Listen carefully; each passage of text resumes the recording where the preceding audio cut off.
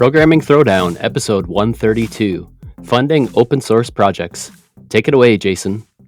Hey everybody! So if that voice sounded different to you, that's because we have Adam from Co-Recursive on the show. So thanks so much, Adam, for coming on.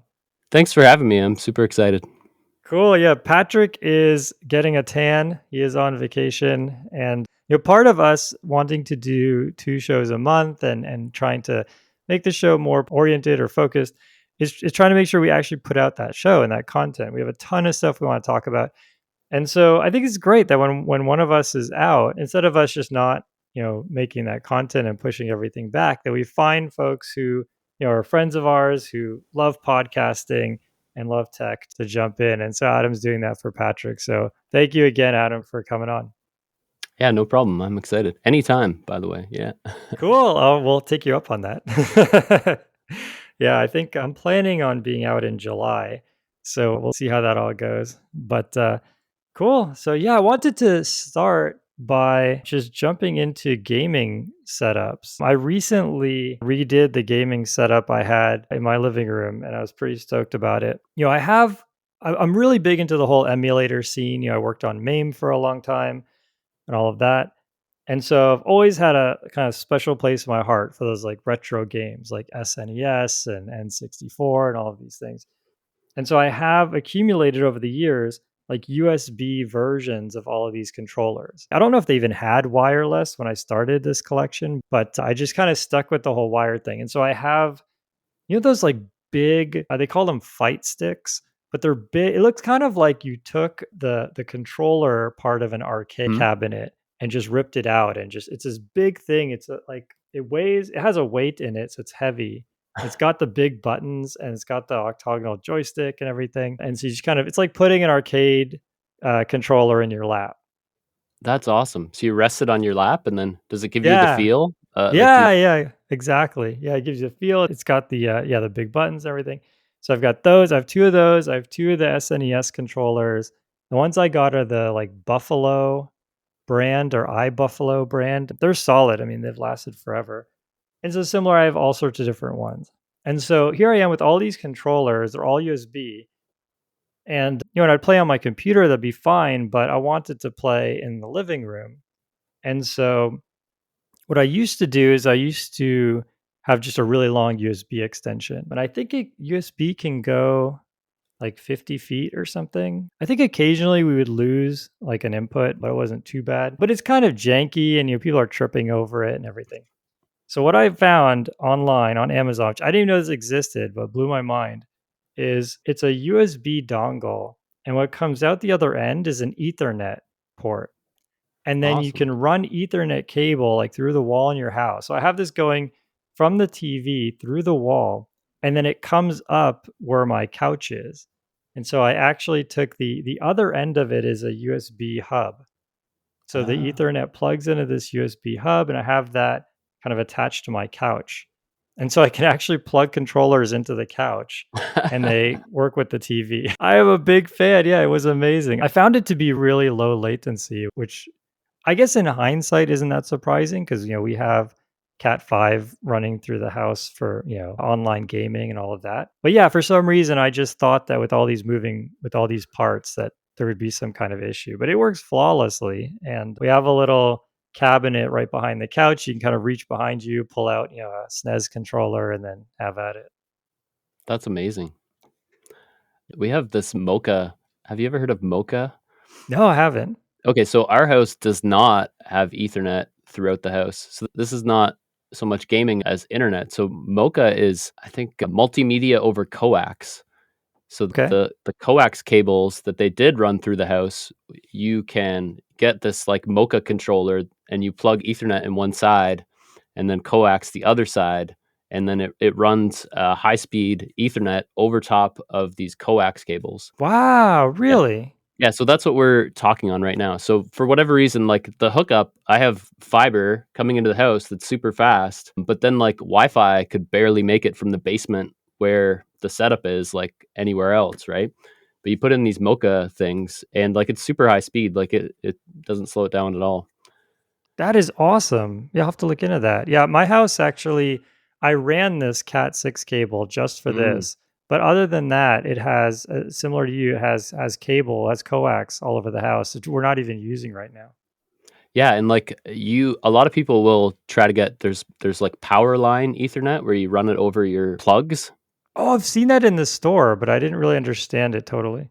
Yeah, so I guess it's not as good because like there's other things going on. Like, you get interference from the actual products that you plug in. Right, that's what I Where thought would happen, yeah. yeah, where your coax cable I guess has lots of bandwidth, but the Mocha controllers are more expensive. Like it's a proprietary thing. I don't know. Oh, I see. But it's awesome. I totally recommend it.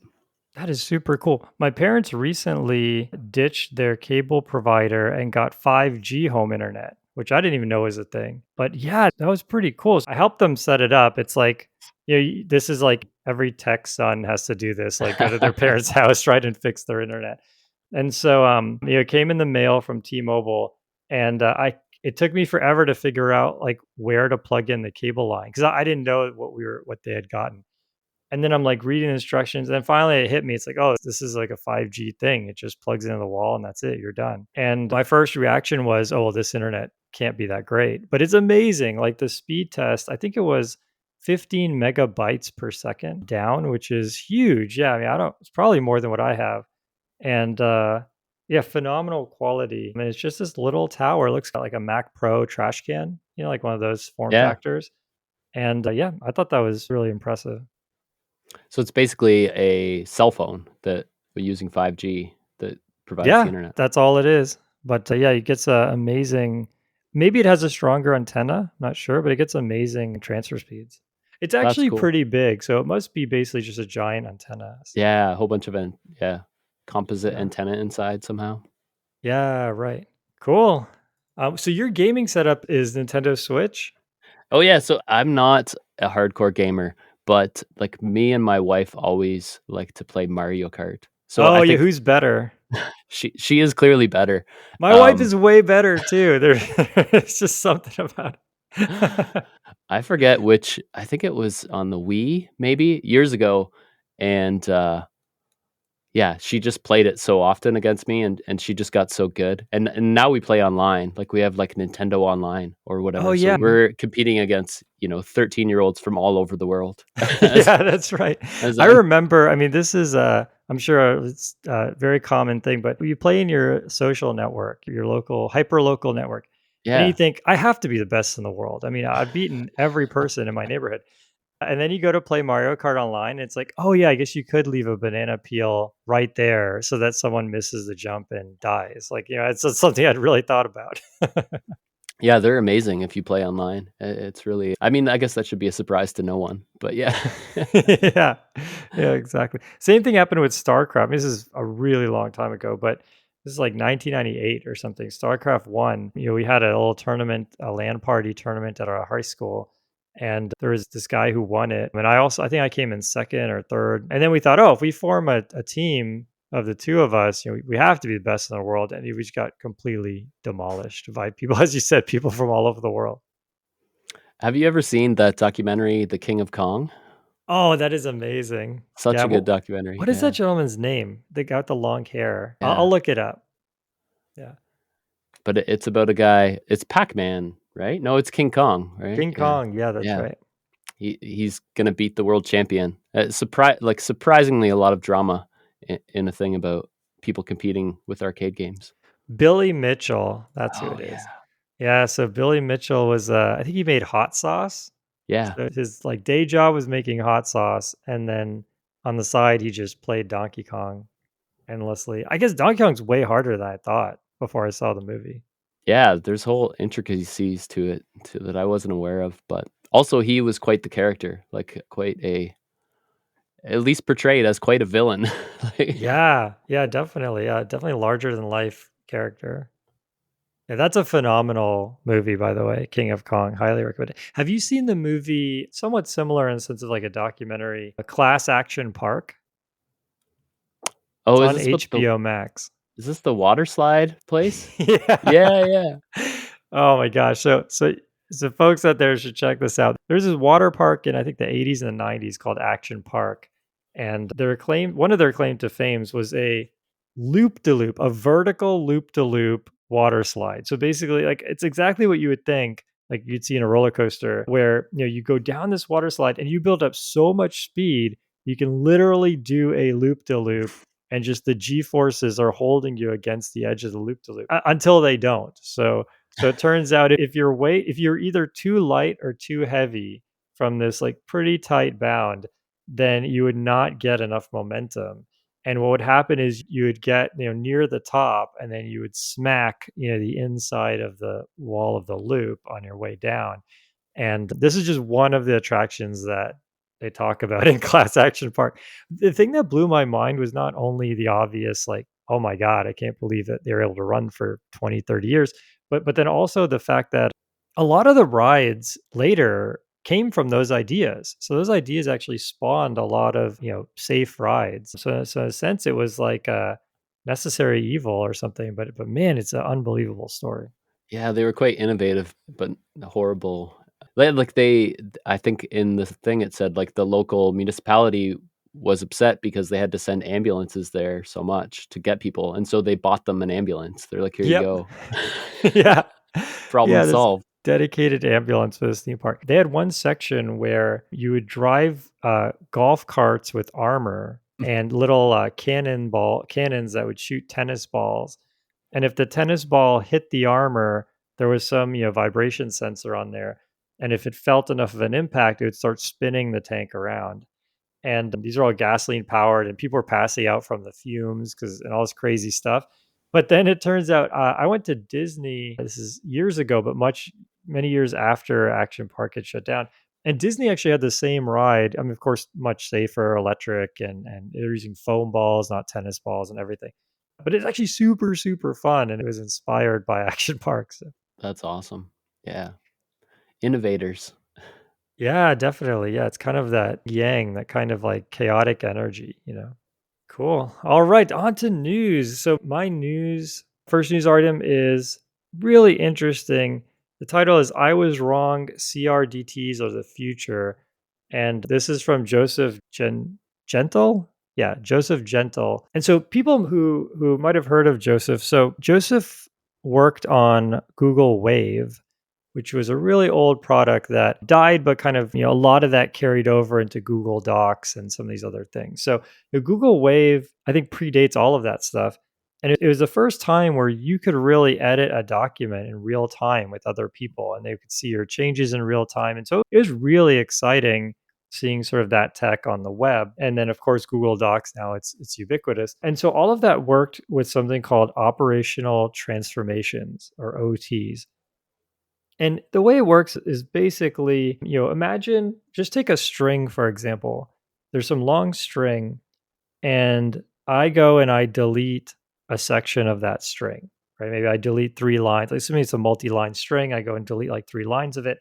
So OT will send a command to the server saying, Jason deleted, this position to this position. And then let's say Adam at the same time deletes something else, like maybe a non-fully overlapping section of text. So Adam submits a delete right at the same time.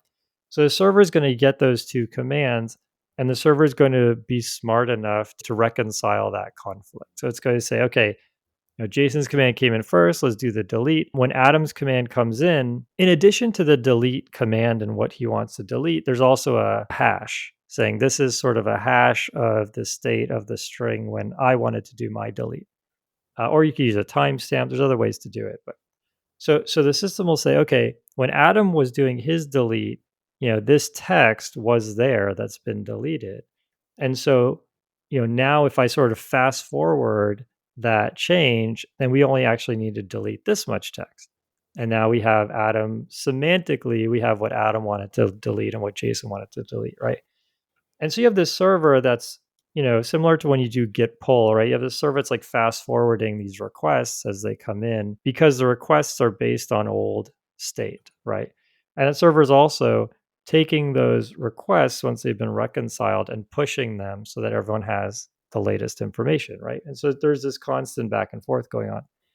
Now, that it's complicated to get that right. There's Share.js and like a bunch of libraries that do this for you now. Complicated to get it right, but it's simple to understand. The problem with OT is you have that server, right? You have to have that one authority who's making all of those judgment calls and doing all of that fast forwarding. And so you have naturally a bottleneck there. So CRDTs is a like truly distributed way to do it, where you don't need a server, you're kind of achieving a consensus among a group of people. And so it could be, in theory, completely serverless and peer to peer. And so super, super exciting, really hard to get right because as you can imagine, there's no authority. And so that just makes everything so much harder. But like everything, over time, hard things become easier. And Joseph Gentle has decided that after spending a decade on OTs, that CRDTs have just gotten to the point now where that's the way to go. And he's actually going to drop all of his OT work and switch over to CRDTs, which is pretty wild to see. That's cool. I think that Martin, the guy Martin Kleppmann, I think is his name, who wrote Yeah, that's right. Designing Data Intensive Applications or something. He's been working on CRDTs for some time now. I think one of the JavaScript projects. So just seeing him interested in it made me think like, oh, I think there's something here, that this can be unlocked. Yeah, totally agree. Yeah, and he's called out by name in this article. And so, yeah, I know a lot about OTs. I implemented an operational transform. That's basically how MameHub and how the network MAME stuff works. I guess tying this back to the intro. And so you would do button presses and then it would sort of fast forward your button presses. But yeah, so I definitely want to learn about CRDTs and maybe we'll do a follow-up show on CRDTs and how they work. Because at the moment I know almost nothing. I'm just really excited that all these people who know this field better than anyone are getting on board. So there's just clearly something amazing here. It's just to digest it. Yeah, the conflicts, I think, is the tricky part. And I guess they figured that out. That's why it's conflict free. So for myself, I saw this article that was called How We Lost 54,000 GitHub Stars. It's kind of a sad story. So there's this open source library called, I don't know if it's HTPy or HTPE. Anyways, I've used it before. Let's say it's HTTPy. I think it's Pi. Yeah.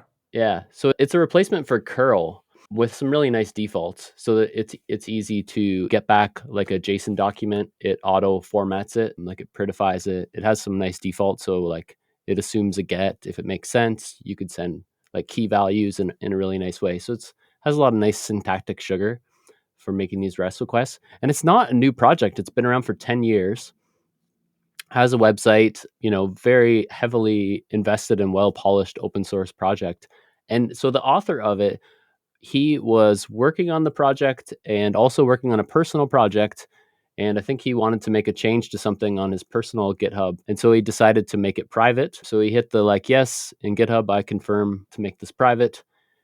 But he wasn't under his own name, actually. He was under the HTTPy organization. Oh, no. So accidentally took it private. And then when he turned it back public, the star count had reset to 0. So somewhere inside the internal implementation details of GitHub, if you take a project private and then bring it back, like that counter resets. So 10 years of people following on GitHub was lost.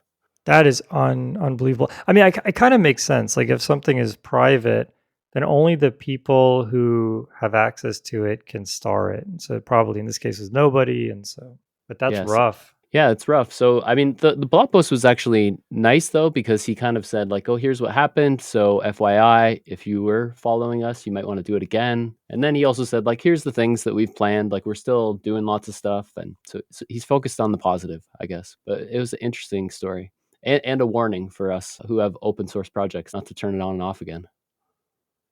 Yeah, that is unbelievable. Yeah, I mean, it's really rough. I mean, there's not really any way I think in general, configuration changes are the cause of so many issues. It's just extremely hard to test something like that.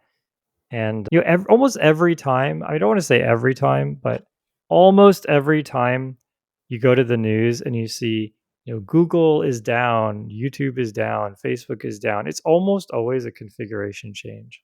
Yeah, totally. 99 out of 100 times. Because it's like the thing that you can't test well, right? You just kind of got to make the change. Yeah.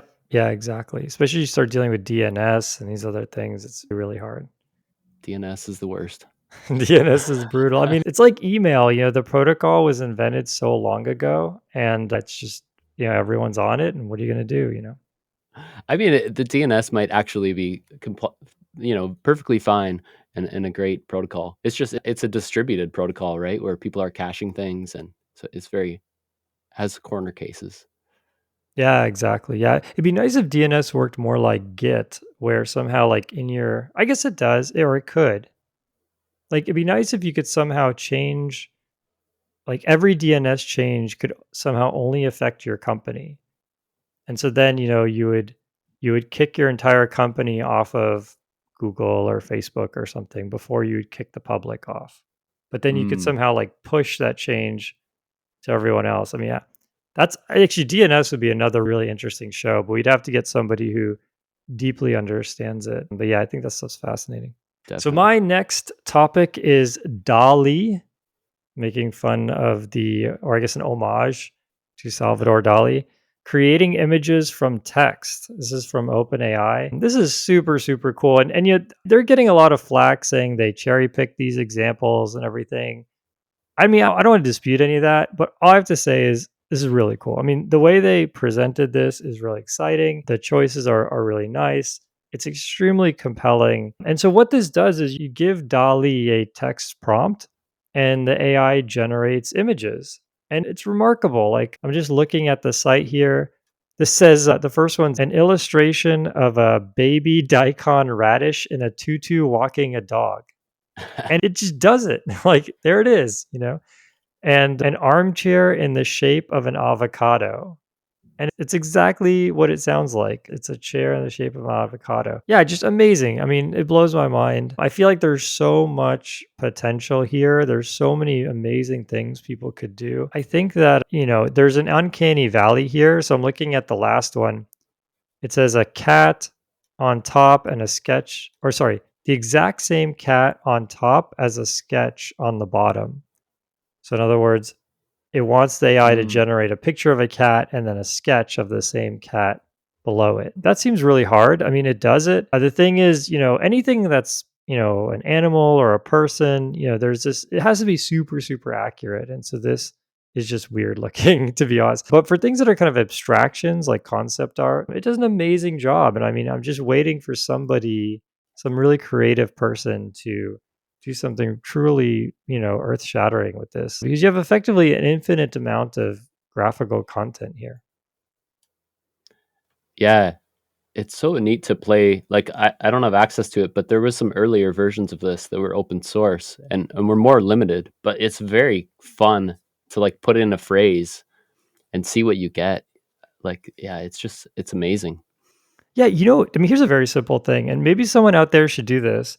If you do this, I would love, at us on Twitter. Adam, what are you on Twitter? Are you co-recursive? Adam Gordon Bell.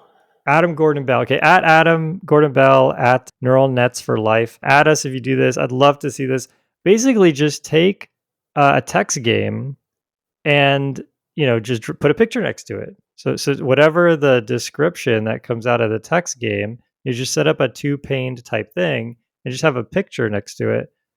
I think that'd be amazing. There's this thing called Z Machine, which is a sort of a virtual machine for text-based games, and so it was created to play Zork. And so all of the Zork games use Z Machine, and it just became that for adventure games, it became sort of the gold standard. And so there's probably over 100 text-based adventure games you can play on Z Machine.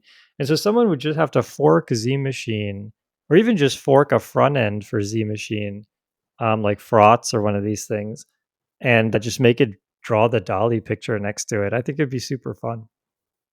Definitely. There was a Twitter thread where somebody was taking people's profile descriptions on Twitter and feeding it in to DALL-E. It was pretty interesting what it could do with Really? like, yeah, given 2 sentences of somebody's description. So I know you're saying you don't have access to Dolly. How does someone get access to this? Do you know? Oh, there you can so you click a link to like join their wait list. Basically, I think they're just one by one adding people right Ah, now, okay. and they also have some restrictions, so they don't want you using it for kind of not safe for work type content. Oh, sure. Uh, Yeah, makes yeah, sense. But yeah, so it works similar with GPT-3. Like I had applied for that and got some pretty early access, and that was also a really neat tool to play around with. Wow, super cool. Yeah, so yeah, definitely folks should try this. Sign up for OpenAI. My guess is, let me just try this out really quickly. I want to see if there's a thing where you can say you're a student. Yeah, exactly. Yeah, so you can kind of tell OpenAI, hey, I'm a student. I just want to try this out, and that might bump you up on the list, or at least maybe they'll give you a free tier or something like that. But yeah, a ton of cool stuff you could do here. Definitely check it out. Yeah, so for my next one, I found this news story inside the longest Atlassian outage of all time. So this was from pragmaticengineer.com. This is like this is just a wild story. Yeah, so Atlassian, makers of Jira, which is very central to many people's developer workflows. They had this downtime. So 40 customers lost access to Jira, and Atlassian didn't really put out an announcement or say anything. And 40 customers might not sound like a lot, but it turned out that the customers were of the size 50,000 to 800,000 users. So these were very large companies. And yeah, Atlassian wasn't saying anything. But I think they reached out individually to people at these companies, but the companies were getting very nervous. Then they started talking about it on Twitter. This guy who runs the Pragmatic Engineer started talking about it on Twitter, and then Atlassian kind of put out a statement.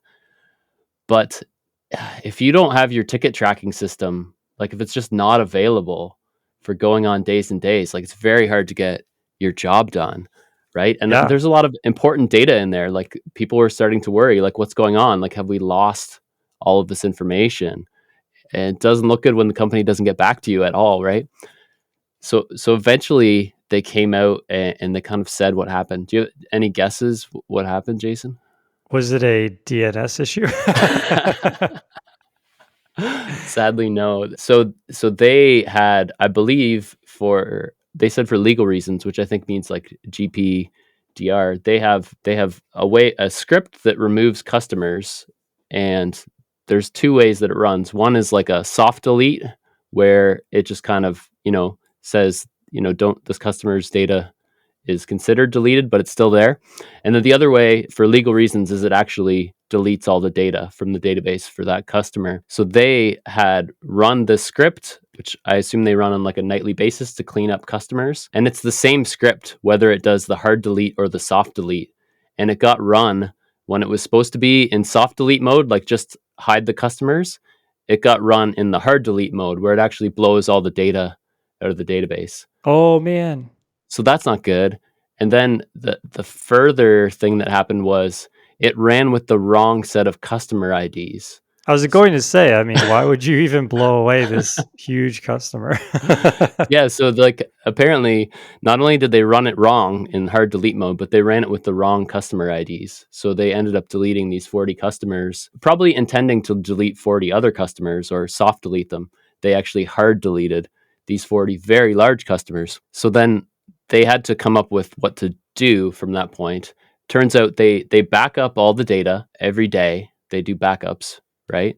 But it took them a while to discover that this problem happened. And in the meantime, real customers are doing real things, right? So they can't just restore the backup from last night, because every customer who's not the 40 customers who are down, like they would all of a sudden lose all those, data. Oh, because they're all sharing the same database. Yeah, Oh, exactly. wow. So yeah, so those were their options, right? Okay, we can restore, but then all these non-affected customers will lose data. Or what they ended up doing is like one by one, like restoring their data by like selectively inserting rows. Like I assume they stood up a backup as like another database and like inserted records across, like Right. customer by customer, which is why it took them 9 days. Oh my gosh. I love this part here. It says they can't report the problem because they don't have a Jira account.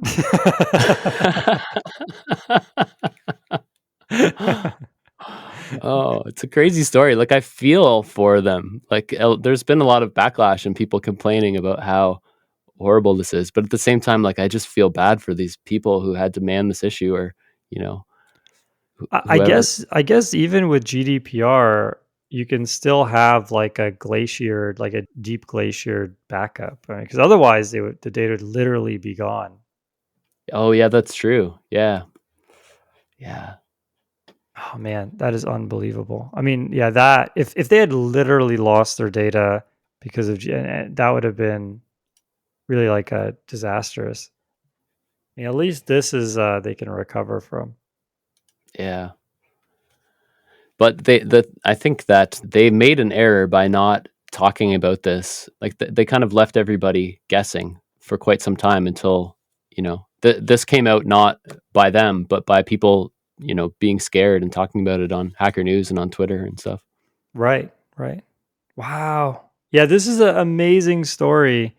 I'm so glad you shared this with me. This is a wild ride.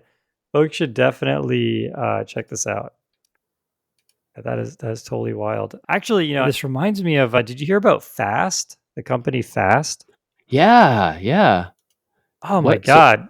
I mean, that is just unbelievable. So basically, okay, so, you know, this is a caveat. I mean, maybe we should have had a fifth news story here, but definitely people should do their own research. But what I believe I read was they were, I guess, like, you can always kind of play with statistics, right?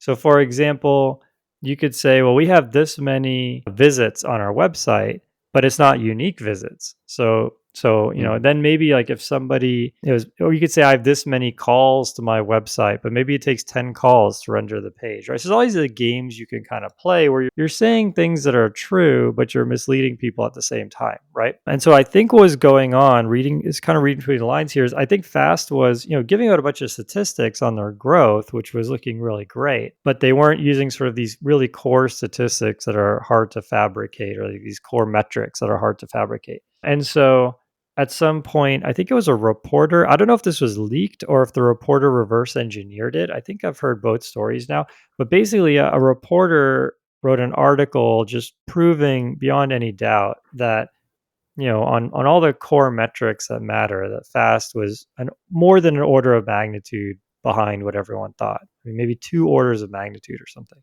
And wow. so, like, just to like kind of explain it with an example, they had all this cloud infrastructure. They had a cloud infrastructure organization, but with the amount of traffic they were doing, they could have run it on one desktop. So that's the analogy that I was given. And that by itself is shocking. But that's not the most shocking part. The most shocking part was that within 3 days the company shut down. And so, there wasn't an acquisition. There wasn't like a, hey, we're going to see you through this. There wasn't like, we're going to turn the ship around. It wasn't like WeWork where, eventually they got their feet back on the ground. They just shut down. And the only thing I can think of, and, obviously there's not a lot of information here. The only thing I can think of is that, the investors were just worried about lawsuits and the liability there. And some of these things, a lot of people don't know this, but there's certain things you can do that will make you personally liable. Like, I'll give you an example. If you're involved in some kind of like really overt discrimination on the job, you can actually be held personally liable. So, in other words, they can sue you as an individual separate from or in addition to suing your employer, right? That's an example of a thing where, like, even though you have an LLC, under those conditions, the law has been designed so people can actually punch through the LLC and sue you directly. And so, I think that some of these things around, fraud are in that category. And so I think that was really the catalyst that made them just instantly, boom, shut down the whole company. And I mean, that and they were out of money. That definitely didn't help. But they didn't try and look for a buyer or anything. They completely shut down. I have friends who worked Oh there, wow. and, yeah, I feel for them. Obviously they're super talented. It's a hot market. So they'll land on their feet. But it was a huge shock that the people who worked there had no idea. Oh wow. Yeah, it really went down fast. I think that it's hard if you're looking for new investors. Like people invest because they don't want to miss out on the new hot thing, right? And once your reputation has become tarnished, like Yeah. you're not attractive. Yeah, yeah, totally. I mean, I think, yeah, I mean, a lot of the engineers end up going to a company called Affirm that is, someone in a similar vertical. And I think under normal circumstances or ordinary circumstances, there would have been some fire sale acquisition, and some employees would have got some return on their stock and all of that. But yeah, this is just a wild story, and fortunately, it's extremely rare that something like that happens. Sponsor for today's show is mParticle. At the end of the day, your customer has to be at the center of everything you do. This starts with the right customer data strategy, as well as the right foundation to solve the challenges that typically inhibit success, such as data quality, data governance, and connectivity. mParticle is your real-time customer data infrastructure that helps accelerate your data strategy by cleansing, visualizing, and integrating your customer data from anywhere to anywhere. Ultimately, better data leads to better decisions, better customer experiences, and better outcomes. Some of the best brands in retail, financial services, hospitality, media, travel, gaming, and many other industries have chosen mParticle. Learn more by visiting www.mparticle.com. Better data, better decisions, better outcomes. Visit mparticle.com to learn how teams at Postmates, NBC Universal, Spotify, and Airbnb use mParticle's customer data infrastructure to accelerate their customer data strategy. Cool. So on to book of the show.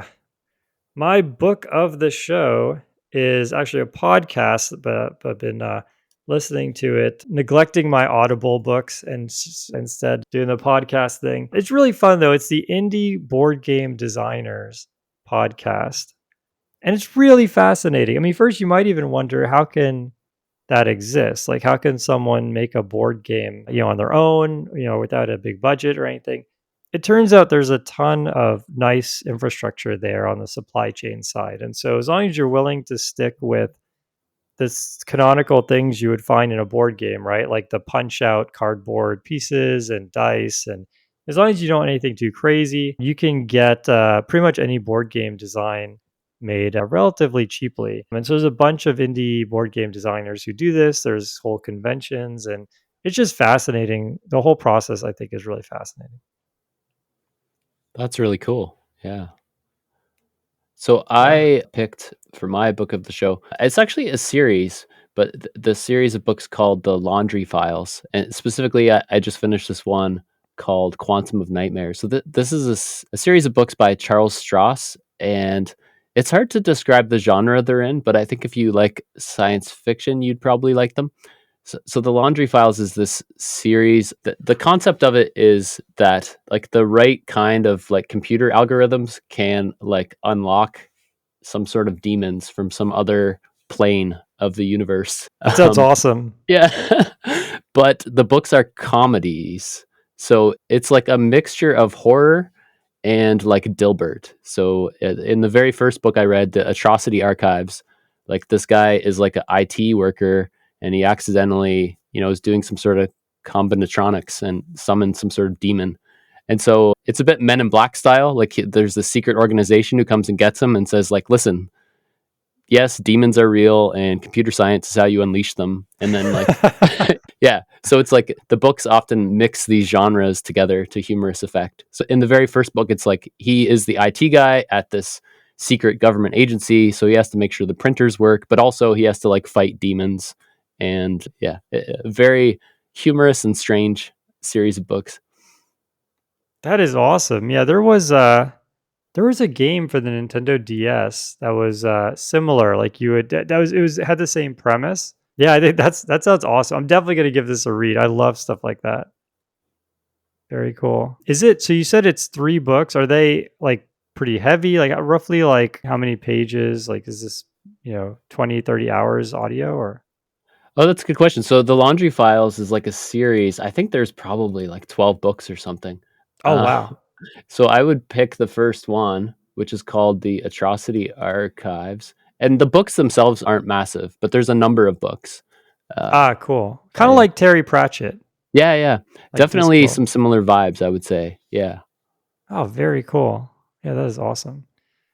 Cool. And yeah, and if you want to listen to that or Terry Pratchett, you can check both of those out on Audible. Audible is a lot of fun. I actually I don't know at what point I switched over, but I have the thing now where you pay once a year and you get all your credits up front. And so I just rolled over. So I have 12 credits to spend. And yeah, I still have about 3 or 4 books to finish up. So a little bit behind. But overall, I love it. I mean, especially if you go for a run or go for a hike, you can download the book so you don't have to worry about blowing through all of your internet on your cell phone device and everything. So check out Audible. And if you want to check out Audible, you can go to audibletrial.com/programming throwdown. That helps us out. If you want to help us out and you already have Audible or you don't want to get Audible, you can check us out on Patreon. So that's patreon.com/programming throwdown. And with that, it's time for Tool of the Show. My tool of the show is Zapier. And so Zapier is a internet workflow automation platform, I guess if I had to describe it in one line. What it does is it lets you connect things and automate things that involve, common services on the internet. So for example, you might say, if someone sets up a calendar invite with me, so if I get any new calendar meetings on my Google Calendar, then send me a text message, right? Or you might say something like, when I email this special address at Zapier, I want Zapier to take the subject line and create a calendar meeting from it, right? There's all sorts of things you can do. Zapier kind of lets you connect all of these things together. I found an open source one called N8N, which I thought was really interesting. I guess what would that be, Nathan? I don't know, but I actually found Zapier to be pretty generous. They give you, I think it's like 1,000 triggers. So you can trigger something 1,000 times a month before you have to start paying anything. I'm well below that. And overall, I thought the experience was great. It's really solid. And I've used it to streamline a lot of different processes. So I've been really digging that. Very cool. Yeah, I've used it for things here and there. It definitely has that kind of flowchart coding feel to it, but it's cool the things you can hook up to it. Yeah, totally. I mean, the big thing is it's totally serverless. I mean, it's on their network, so you don't need a computer, running cron, running 24/7 and all of that. They handle all the infrastructure for you. So for my tool, this is a totally biased pick, but I'm going to choose Earthly, which is an open source tool and also a company that employs me. So bias be Nice. noted there. But so Earthly is a build tool that tries to bring together these ideas of both building software and continuous integration. So Earthly uses containers, like as in Docker containers, to build your software. And it has a format that is kind of a mix of a makefile and a Docker file. And so you can specify how you would build, your software inside this format. And then, the feature that often brings people to Earthly is then you can run your CI build on your local machine, or you can run it in Jenkins or in GitHub Actions or whatever you happen to be using. So yeah, the thing that we're really excited about is just, making builds and CI like code and something that you can run on your local environment that you don't have to put in little commits that says oh, hopefully this will get the build working and then push that. And so it's a really cool tool, at least from my perspective. And yeah, I'll have to check that out because if you look at the Eternal Terminal repo, you'll find a ton of these commits that are like, maybe this will work, maybe that'll work, maybe this will work, and they're all commits where using the GitHub website, you can edit single files and yeah. So it's all done through that. And I tried some homebrew thing that was like a local GitHub Actions. Oh yeah. Where I tried it and it just didn't work. And I think maybe I needed to be on Linux and I was doing this on my MacBook, but I just I feel like it's like it either works or it doesn't. If it doesn't work, it's like it's not a thing I could easily debug. And so this is a real problem. Yeah, I know I've personally had it. So yeah, I'll have to check that out. So what is Earthly's like? Do you sign up or how does it work? Is it a thing you download? Yeah, so go to earthly.dev and you can follow the links to download there. You can also find it on GitHub. And so yeah, it's a command line tool. And yeah, so you kind of write your build in the Earth file format, and then you can call Earthly from within GitHub Actions or within Jenkins or whatever, and also on your local. So to provide some backstory, so Vlad, who created Earthly, he worked at Google, And Google has like internally Blaze, I believe, is their build system, and then it was open sourced as Bazel, or they made something similar that's open source. I don't know the exact history there. Yeah, I think it's like a fork, but yeah, you have the right idea. Yeah. So Vlad wanted a tool like that, but that was easier to use. Like Bazel is known to be really amazing if you have like a platform engineering team who can set up like distributed builds and get everything working. And if you use a monorepo and the type of languages that Google uses, it can be really powerful. But for everybody else, it's really a big hurdle to overcome. So Vlad built Earthly as kind of a middle ground between something like Bazel and something like GitHub Actions. So it allows you to, have caching built in and to kind of do things in parallel, but it also has like a really nice, simple to use format. You don't have to use a monorepo. You can use the tools you already use. If you're using NPM to build something, you can use that in Earthly. If you're already using Jenkins, you can use Earthly inside Jenkins. Yeah, so that's kind of the backstory behind it. And yeah, you can find it on GitHub Actions, or you can just do brew install. I think it's brew install Earthly for some strange reason. Nice. But yeah, go to earthly.dev to check it out. So Earthly isn't like running your CI, right? The CI is still running on GitHub Actions. It's just Earthly is facilitating that. That's right. Yeah. So you would write an Earth file that is similar to a make file, but with some improvements such that it's containerized and runs in parallel. And then it would still run in GitHub Actions, but it would be running in GitHub Actions via Earthly command line tool. Got it. Cool. Yeah, I'll have to check that out. That would be nice. So that gets actually a good segue to our topic, which is funding open source projects. And, it's one thing that I always wondered, especially when I was in high school and in college, I was wondering, like, these massive projects like Linux, how does this massive group, community coordinate, and how do people, it costs a lot of resources to run a big project like that. And then also, if these companies decide to be enterprising, how can they make money, and how do people who have sort of put everything in open source, how did they not just lose all their intellectual property? And these things are always really fascinating. And I definitely don't have all the answers now, but I've spent many years kind of in this ecosystem. I know you have too, Adam, and we have a pretty good understanding now of how that all works. And so I think if you're out there, and you're building kind of tools, you're interested in tools, or you're just using a lot of open source, I think that this can answer a lot of those questions.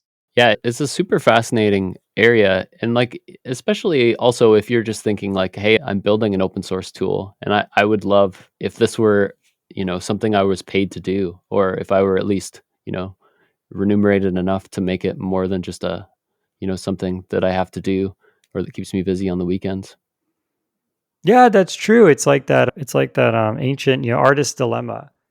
Yeah. Right? Like how can I practice my craft or do that thing that is my sort of core strength that I really love, and also be able to sustain money. Yeah, so full disclaimer, you don't have to make money. If you have an open source project, I mean, Eternal Terminal makes $0, and I did put a donations link, but I didn't promote it or anything.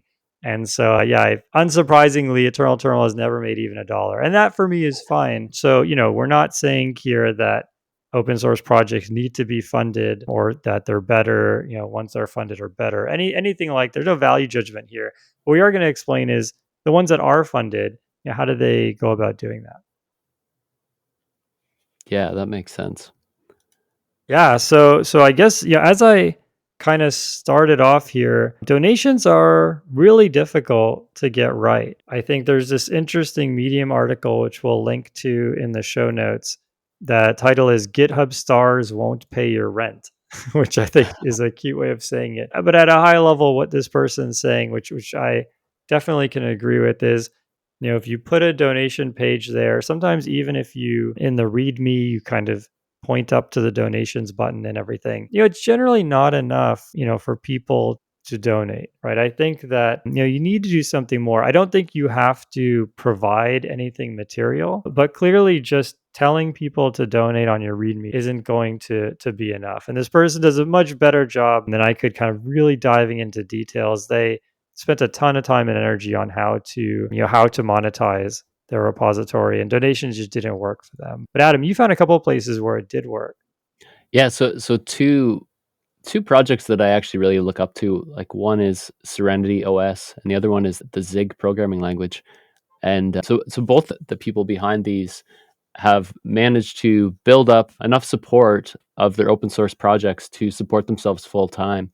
And it's kind of interesting the way that they approach that. So Andrew Kelly, who created Zig, he built a community around himself and this language. He blogged about it, he talked about it, he streamed himself building it, and he asked for donations when he streamed it. So, a little bit his key was almost becoming like an influencer, but for developers. Like, here's how I'm building a programming language.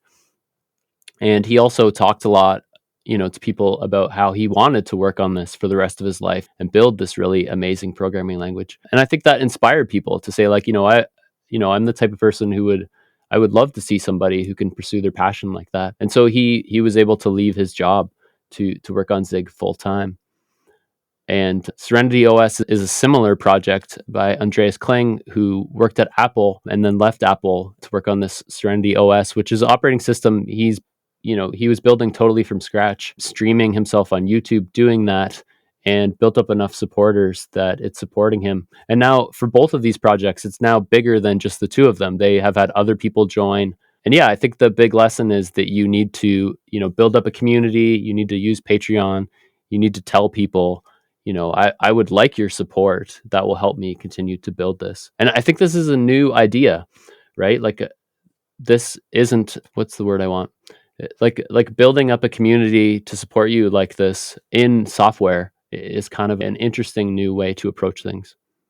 Yeah, totally. I think that we've seen this in other art forms, right? So you see, like, we have a local kind of arts and crafts fair that happens once a year, in downtown. And so we'll go there and there'll be a bunch of local artists creating things. And one time we bought a painting from this lady. She gave us her business card, and then we needed a similar kind of thing in a different room.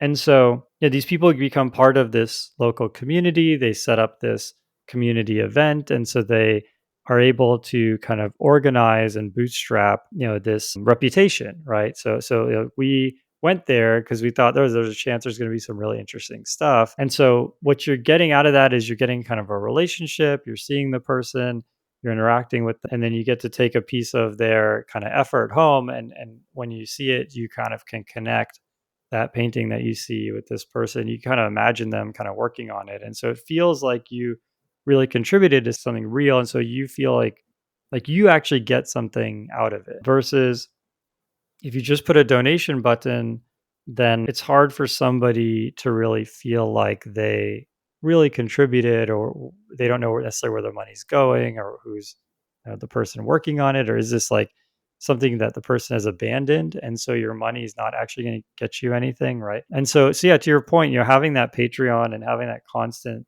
discourse with your community is a collateral that you're in this for the long haul, and that they're really supporting you in your passion. And I feel like in some ways it's the oldest method of funding creative endeavors. Like, I think Da Vinci was, there were kings that were his patrons that paid him to create things, just the same way that you can donate to the Programming Throwdown Patreon. People supported Da Vinci and Michelangelo and etc. Yeah, it's a really good analogy. Yeah, exactly right. So what is this link? You posted a link here, oss.cash. It's a very short link. I like it. Yeah, so working as I do for a open source dev tool company, I think one of the venture capitalists shared this with us. So this is a list of all of the companies with like a value of over $100 million that are open source. And so the business models have changed over time. Like, the very first open source company to get that large was Red Hat. And Red Hat's model was charging for support. So you would pay for support and maintenance to get like RHEL, like Red Hat Linux. But the models, I don't know, should I jump to talking about that article? Yeah, let's just do it. Yeah. Yeah. So Red Hat, that was their model. They became a very large company with the support model. But if you talk to the type of investors who fund open source businesses, they would consider the support model to be sort of a failure. Like only Red Hat really made it work, and there was like a whole number of companies that tried, and Red Hat, also wasn't spectacularly successful. Yeah, I And to be remember just riffing on that. I remember when Optimizely went to a ah support model. So Optimizely used to charge basically, I think it was per click or per, it was basically a product. Then you'd pay an incremental fee, but you're basically paying for the product. And then I guess, there wasn't just enough product there, but for some reason they switched to Optimizely X, where it was sort of a support type system where if you had trouble with your how to design your optimization, you would go to them. And that actually to me, it's a double click on what you're saying. That to me was a sign that it wasn't in a good place. And then I think Optimizely sold. Later on, they got acquired. I don't remember by who. I'll look it up right now. But to your point, it seems like when companies go we'll support this software and that's how we'll all get paid.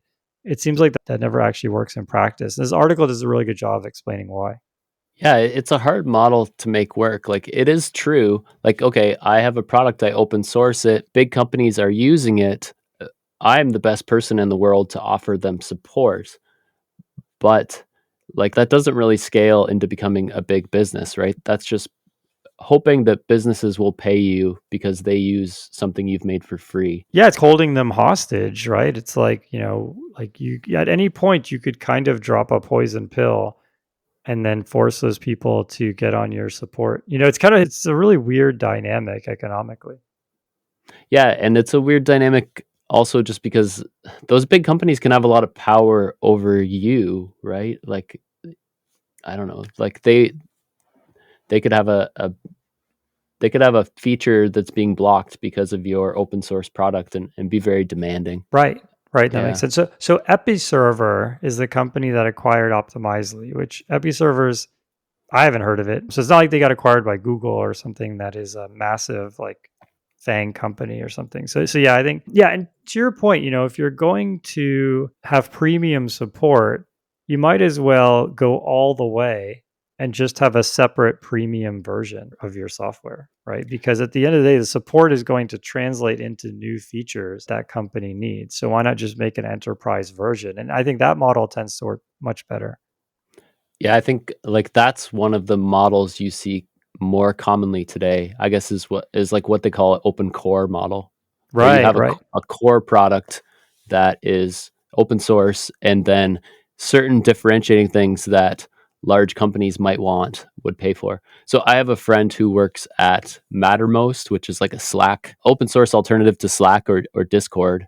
And my understanding is they like it's an open source product, but if you want to have like single sign-on using like SAML or OpenID or the types of features that a large company demands and will pay for, then those are premium features. So that's like open core, as they call that.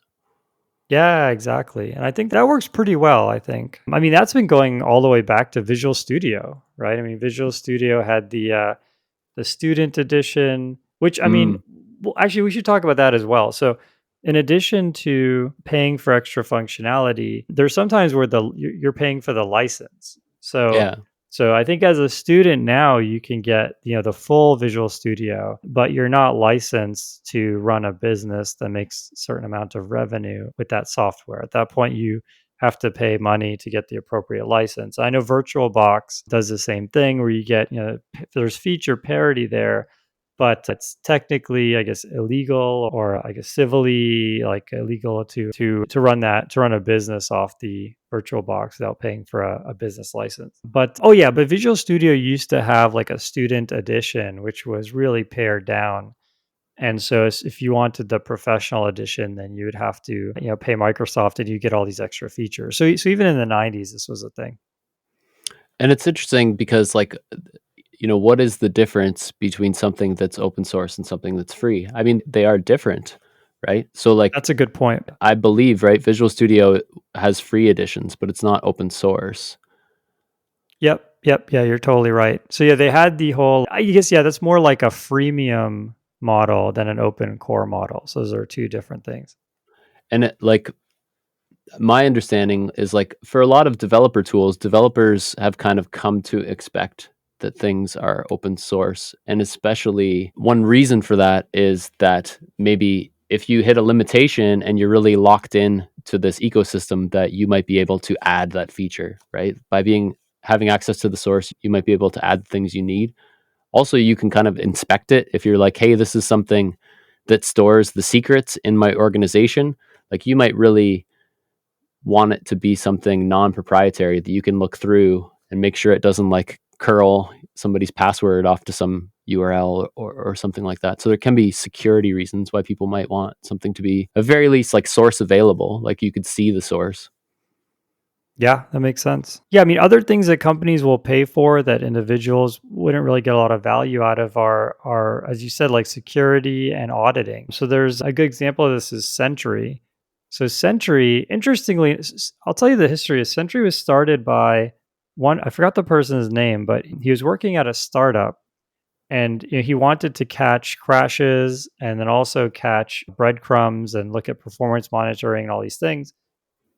And some of these things, I mean, you can kind of piecemeal it together. So you can use OpenTelemetry for the performance monitoring. There's Rollbar and some of these things for catching crashes, your crash reporter. But there wasn't really one solution that did it all and had a really nice interface. People would have to then put their crashes into Datadog and use Datadog's pattern finding, right? Because you can imagine you might get back 10,000 crashes and it's all basically the same issue, just with, I expected 32, but I got 16. I expected 30, or I expected 32, but I got 17. I expected 32, but I got 18. It's how do you sort of turn that into a pattern that says, this error happened, 17 times, right? And so they did really nice sort of pattern, I guess, discovery and all of that. Actually, there's a whole bunch of cool papers on NLP stuff on how to do that, which they wrote. But so they did an amazing job of that. And then I don't know if the company went under or if this person just left his startup, but he was able to take the IP with him and he just ended up creating that as a service. And to this day, Sentry, even the Sentry server is open source, which is kind of wow. mind blowing. Yeah. You can run a Sentry server yourself with one Docker command. But where they, continue to make money is, they have a version of Sentry that's enterprise that has all the auditing. So if someone's looking through all the errors, you on the back end have a record Adam looked through all these errors today. Jason went to this project yesterday. And so, companies, that have a lot of liability, that's really important to them. And so even though literally everything in Sentry is open sourced, they still have a viable business model. Wow. I didn't realize the server was open source. That's interesting. Yeah, there's a project in their organization, their GitHub organization called Get Sentry, and it's their entire server. Wow. Yeah. So after the whole Red Hat thing, after the many companies that tried to copy Red Hat with offering support, one of the other models that really took off is just software as a service. So that you see this a lot wherein we make a product and it's open source if you run it yourself, right? But if you want it hosted somewhere and running on a server, and you don't want to have to worry about setting it up, then we'll do that. So, this is, I think HashiCorp works like this, I believe. And a lot of database vendors work like this. So you can use, what's an example? Yeah, what's the Mongo one called? It's Mongo World or something. I'm going to look it up. There's a self-hosted MongoDB. MongoDB will have their own cloud. I believe that Confluent, the Kafka company, has their own host Kafka in the cloud thing that you can use. It's MongoDB Atlas. That's what it's called. And so that, they hold all the data. They take care of all of it for you. You're a sandbox. So you obviously can't see other people's data, but they take care of the whole platform. Yeah. And then the interesting thing with databases in particular, would seem to be a very good fit for this model, because you want people to take very good care of your data. But there is a hiccup, right? Which is basically AWS, right? If you have an open source database, MongoDB, for instance, and Amazon can make a hosted version of it, they may actually be better at building a hosted version of it than you are. Or at very least, they already have, most of your customers already have an account there where they don't have an account with your service. So this kind of concern about Amazon led to open source database companies to kind of shift licensing. So I think MariaDB was the first company to do I believe they call a source available license. So MariaDB is like a replacement for MySQL, and it's a commercial company, and you can access the source for it. They have a license that looks much like the Mozilla public license, except it says you can't compete with us. You can't make any money doing something using this source that we do with it. So that's basically like, not you, cloud providers. You can't. This isn't for you. Yeah. And I think this has been a controversial thing in some areas, because people are like, is that really open source? The source is available, but you can't do whatever you want with it. It is limited in certain cases. Yeah, I mean, it's a good question. What was the Amazon one called? Was it called Beanstalk, or was that something else? I'm gonna look it up right now. Yeah, I don't know. Oh, I think, okay, they used to have a name. I think they changed the name because they were part of the problem was AWS basically made it seem, I think it was called Beanstalk, but they made it seem like this is AWS's take on MongoDB, when in fact it literally was MongoDB. And so now they call it MongoDB on AWS. So they've sort of taken the blinds down on that. But yeah, that caused a huge stir, because completely disrupted MongoDB's business model. The more extreme version of this is Docker, Swarm, and Kubernetes, where Kubernetes basically took the Docker-D, the daemon and all the core from Docker, and built their own version of Docker Swarm that's just much better than Docker Swarm, and just completely undercut Docker's entire business model. That's true. Although, like, the thing with Kubernetes is that it is also open source. So that's a good point. So yes. yeah, I guess it is also open source. Oh, I see. But I think it's really just that Google can just afford to hemorrhage money on it. And yeah, exactly. Yeah. The interesting one to me, and I don't know all the history on it though, is Elasticsearch. So MariaDB, like, they thought of this ahead of time. They said, we're going to use this license. It's not quite open source, right? And it basically says, like, not for you, Amazon. Elasticsearch was an open source, search databasey thing. Mm-hmm. Like, they had an Apache license, I believe, and they started their own hosted cloud for Elasticsearch. They're like, we're really good at managing this distributed database, so let us do it. But Amazon also was really good at running Elasticsearch. And so Elasticsearch changed their license, I think a year or two ago, after, years of people contributing to it, thinking it was like true open source. They changed the license to be sort of a source available license to prevent Amazon from using it.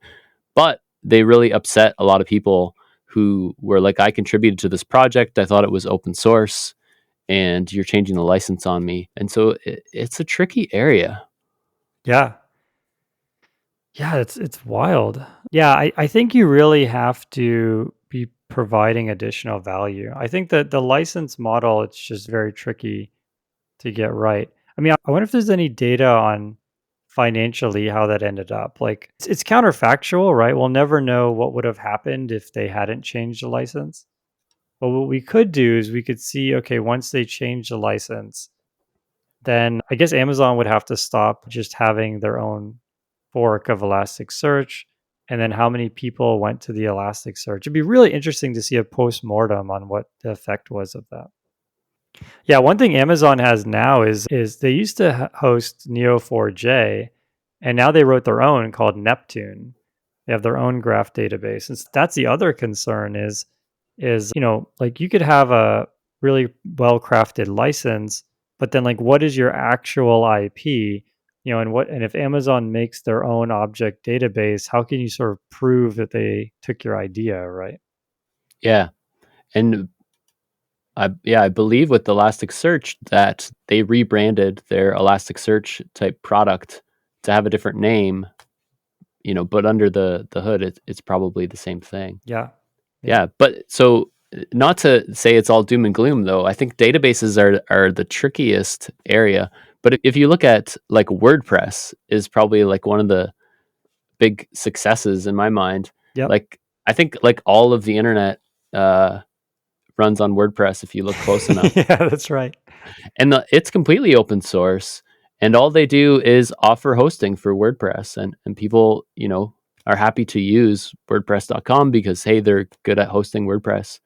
Yeah, WordPress is a great example. I'll give a little shout out to my wife. My wife has a site called, what is it called? I'm totally failing here. It's called Lone Star Family Fun. And so my wife has a site where she posts like fun things to do around Texas for kids, right? So for families. And so I was helping her set it up years ago. And I knew that, WordPress was going to be the thing because she didn't have to do anything that complicated and WordPress super popular. But when you search for WordPress, you originally get like bluehost.com and some other ones. And so this is similar to what we were saying with Amazon, where someone is hosting WordPress. And so you could say, they're kind of undercutting WordPress.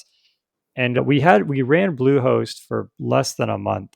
And then we ended up switching to WordPress proper. And it was ultimately because of bad service. So this is where, what is it called? Like customer service is key, right? So WordPress, even though it's either open core or entirely open source, and anyone can run their own WordPress hosting site relatively easily, they have just phenomenal customer service, and they've built a moat through interacting with a lot of people who want to start websites. So for example, in my case, I was there helping my wife out, but we'd go to Bluehost and they're asking all these really technical questions and what's your DNS entry and your CNAME record, and I was able to do all this, but a normal person would have a lot of trouble there, right? Someone who's not really tech savvy. WordPress has all of those battle scars from putting up so many sites, right? And so the WordPress site creator like almost knows what you want, and it's like an magic 8 ball. It narrows down what you want and then gives it to you. So all of that is to say that you could easily build an open core, open source project and monetize that project through just relentless care and love for your customers. Yeah, totally. I feel like it's interesting. If I were building an open source project, like I like to make like command line tools and stuff, right? So I could start making that if I were following some of these things we discussed, right? If I might want to build up a community, so like get on Twitch or something and like show people how I build up a following around that, make it open source.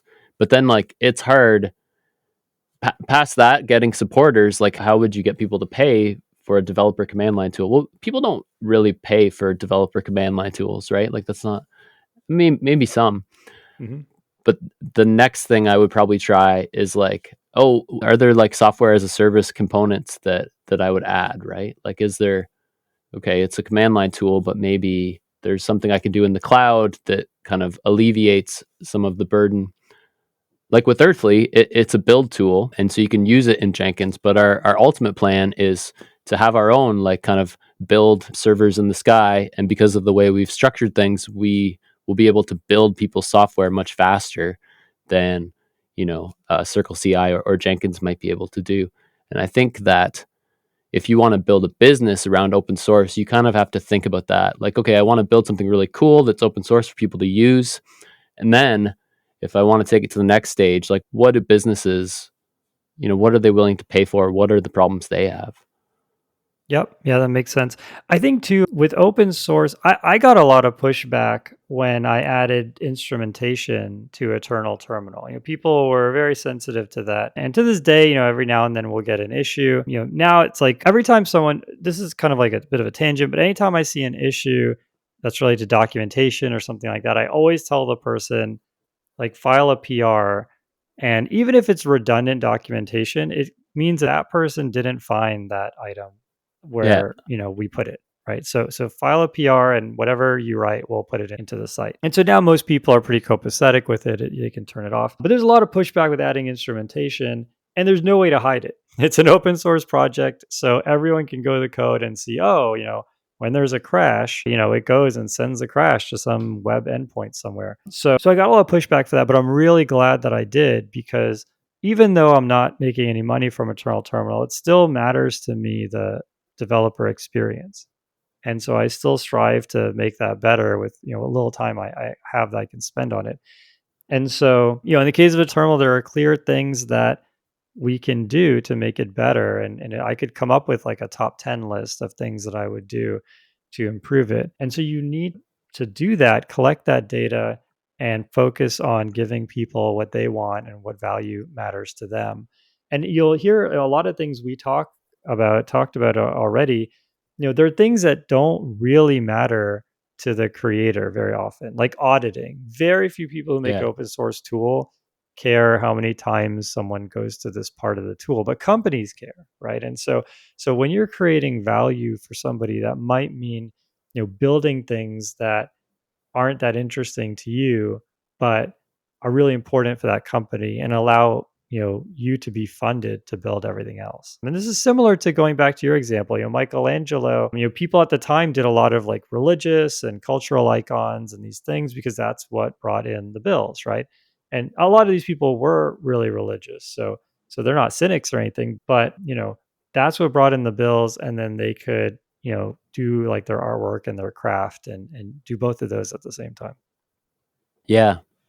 I was just thinking, like, if you wanted to make, like what? Imagine you got a lot of requests for Eternal Terminal that they wanted like some way to have a central server so that they could both, so they could punch out through firewalls by, reaching out instead of in. Then that might be like a commercial, add-on. Like, oh, you'll somehow reflect the connections off some central server. Oh yeah, like what is that called? When they do the WebRTC, and if you can't do a punch through, a turn, like a turn server that like reflects the information. Yeah, I think for companies using a terminal, I think a lot of them want auditing and want the ability to say, okay, who logged into this machine and for how long, and that's definitely a business need. Another example here of someone doing this right is, and we had them on the show, is Vercel. So Vercel makes Next.js, and they also make a hosting system called Vercel. And so you can do like next up or something like that, and it will by default pick Vercel, although it's open source, so you could pick other things, and it would take your site and publish it to Vercel. So AWS, and so Amazon's going to come off looking like a jerk in this podcast, but it is what it is. So Amazon made their own version of Vercel called Amplify, and the user experience is just terrible. Like it doesn't work. I ran into so many errors. I would go through GitHub issues and find like issues with the same error and so many thumbs ups and no progress. And so they just didn't have that really smooth developer experience. And so even though, there's a David and Goliath example, even though Vercel is, I want to say maybe 200 engineers, maybe that's being generous, they're able to provide just a really nice experience.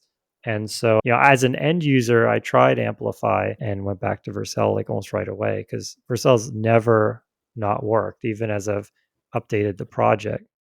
Yeah, that's a super interesting example. And I think, if you're building an open source project because like you want it to exist in the world, and then like, okay, I can put more resources into it if I get funded, I think you approach it differently than an organization that's like, oh yeah, another thing to run in our cloud.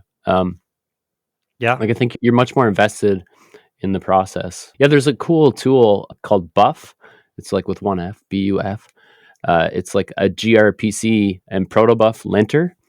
And so they have, it's open source, their command line tool, but then they have some additional features where like you can document things, or I forget what their feature ads are, but they're all like kind of hosted on their website, right? So there's kind of like a schema registry for your protobuf files that you can host with them. But like I talked to some of the developers there, and they just care like really a lot about protobufs, and the people have been using them wrong, and here's problems that people hit with gRPC. I think that really the real secret to funding an open source project is like that it's something that you're really impassioned about, and you want to talk to people about it and you want to make it better. Yeah, that makes sense. And I guess so maybe we'll end it by just talking about, we'll take turns talking about how you can get your project funded or what it takes. And I think we talked very mechanically here, but from my perspective, a lot of people who build things are people who love systems and love things. And so it's not intuitive to then sort of go out and solicit. It's not intuitive to sort of be like a product advocate and go out and solicit advice and build the product that other people want, right? And so most products, like look at Red Hat, for example, it started as like a hobby project where this person was building something for themselves. And so then at some point you have to sort of look behind the mirror and build the product for everybody else. And that's a hard transition. And you see it everywhere. I know musicians, I have friends who are musicians, but they're only making the music for themselves. And so it's kind of like a hard thing to explain for music. It's, I guess, much more clear in software, but it ends up being, my friend's music ends up being like super technical in certain areas that most people can't really appreciate. And it's sort of like climbing on top of challenges that they faced in their mastery of their instrument that like no one else can really relate to, right? And it's the same kind of thing where, you're going to have to really be good at starting on your own or with a small group and building something that's going to take a long time, many hours by yourself in your basement, but then also have those skills to go out, ask the audience, solicit feedback and build an ecosystem. So to have a really successful financial open source project, you have to do both of those things, and either as a partnership or by yourself. Yeah, I totally agree.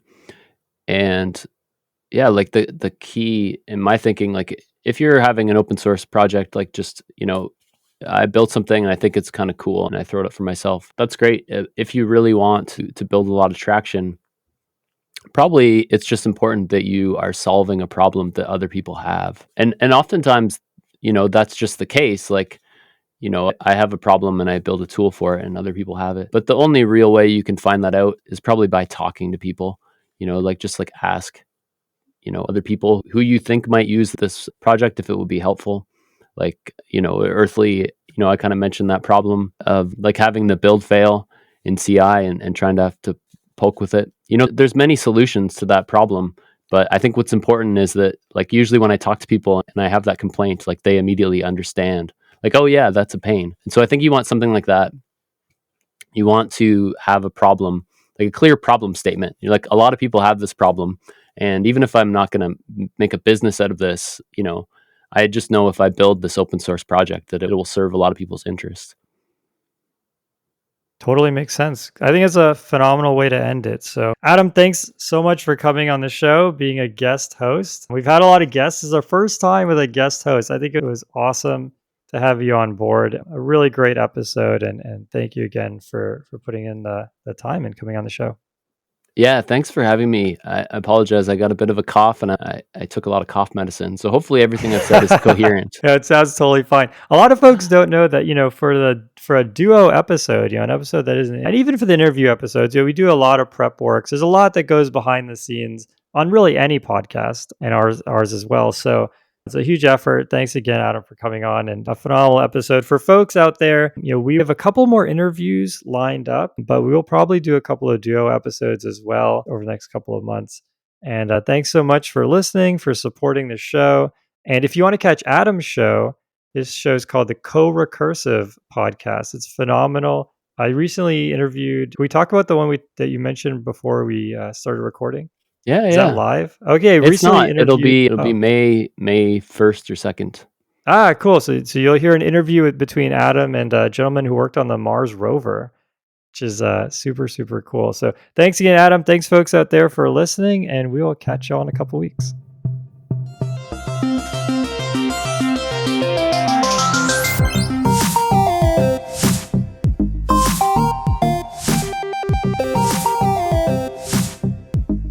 Music by Eric Barndollar. Programming Throwdown is distributed under a Creative Commons Attribution Share-alike 2.0 license.